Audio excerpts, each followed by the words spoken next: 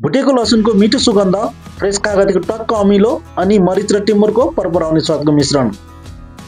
थोरै सामग्रीबाट झटपट बनाउन सकिने मसालेदार टक्क स्वाद भएको नेपाली स्टाइलमा बनाएको लसुनको अचारको भिडियो यहाँहरूमाझ लिएर आएका छौँ।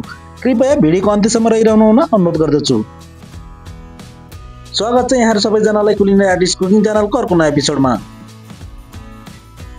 सबैभन्दा पहिले लसुनको बोक्राहरूलाई हटाएर पोटीलाई लिएका छौँ। लसुनको पोटी ठुलो भए यसलाई बिचमा चिरेर आधा बनाउन पनि सकिन्छ। यहाँ प्रयोग गरेको लसुनको लगभग 1 भाग लसुनलाई सिलौटोमा थिचेर सानो सानो टुक्रा बनाएका छौँ। थिचिएको लसुनमा मसला, तेल र कागतीको रस राम्रोसँग मिक्स हुने गर्दछ। त्यसैगरी अदुवालाई पनि थ्याच्च थिचेर राखेका छौँ। लसुनको अचारमा छुट्टै स्वादको पिरो भएको अदुवा राख्दा लसुनको स्वादलाई थोरै ब्यालेन्स गर्न साथै फाइबर टेक्सचर हुने हुनाले लसुनको अचारलाई चिवी बनाउन मद्दत गर्दछ, साथै डाइजेस्ट गर्न पनि मद्दत गर्दछ। त्यसैगरी लसुनको अचारमा प्रयोग गर्नको लागि आवश्यक मसलाहरूमा black mustard seed, yellow mustard seed, कालो जिरा, मेथी, सौंफ, मरिच, रातो खुर्सानी र ज्वानोलाई लिएका छौँ। फरक औषधीय गुण भएको मसलाहरूको प्रयोगले लसुनको स्वादलाई ब्यालेन्स गर्न, अचारलाई बाइन्डिङ गर्न, डाइजेस्ट गर्न सजिलो, लामो समय प्रिजर्भ गर्न मद्दत गर्दछ। सबै मसलाहरूलाई एउटै प्यानमा राखी मन्द आँचमा चलाई हल्का कलर नआइन्जेल चलाउनु पर्दछ। मसलाहरू तातो भएको हुनाले ब्लेन्ड गर्नुभन्दा अगाडि चिसो बनाउनको लागि छोडेका छौँ। लसुनको पोटीलाई फ्राई गर्नको लागि तोरीको तेलको प्रयोग गरेका छौँ। तोरीको तेलमा एन्टिब्याक्टेरियल, एन्टिफङ्गल गुण हुने हुनाले अचारमा फङ्गस लाग्दैन र लामो समय बिग्रन दिँदैन।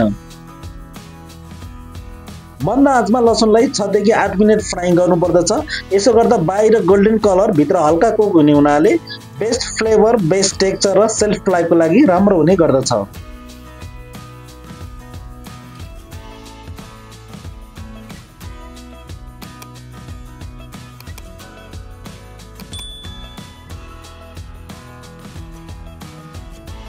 आठ मिनेटपछि होल गार्लिक क्लोभ्सलाई फ्राइङ भइसकेपछि प्यानबाट निकाल्ने र तेलमा हिङलाई फुराई अघि पिसेर राखेको लसुन र अदुवाको पेस्टलाई पुनः प्यानमा राखी फ्राइङ गरेका छौँ।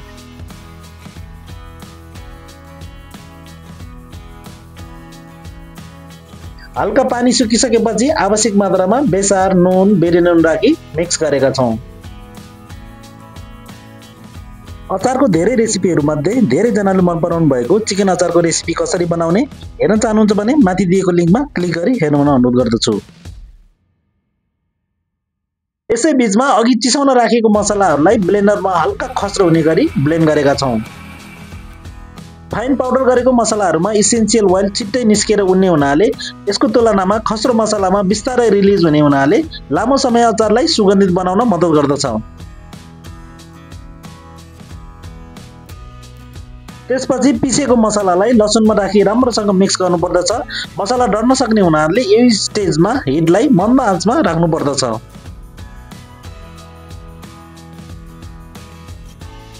अचारको कलरको लागि खुर्सानी पाउडरलाई राखी मिक्स गर्ने अनि अघि छुटाएर राखेको होल गार्लिक क्लोभ्सलाई राखी मसलाहरूमा राखी मिक्स गरेका छौँ।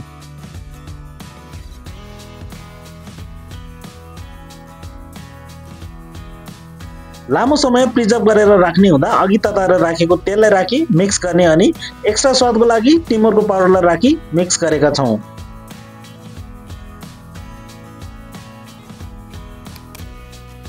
अन्त्यमा अचार तयार भइसकेपछि लेमन जुस वा भिनेगरको प्रयोग गर्न सकिन्छ। भिनेगरमा भएको एसिडले ब्याक्टेरिया बढ्न नदिने हुनाले लामो समय अचारलाई सुरक्षित राख्न मद्दत गर्दछ।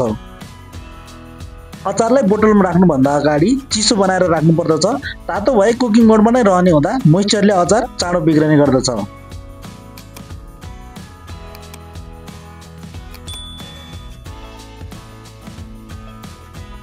लामो समय राख्न पुरानो तरिकाहरूमध्ये एक बोतललाई स्टरलाइज गर्न सकिन्छ, साथै अचारलाई स्मोकी बनाउन पनि मद्दत गर्दछ।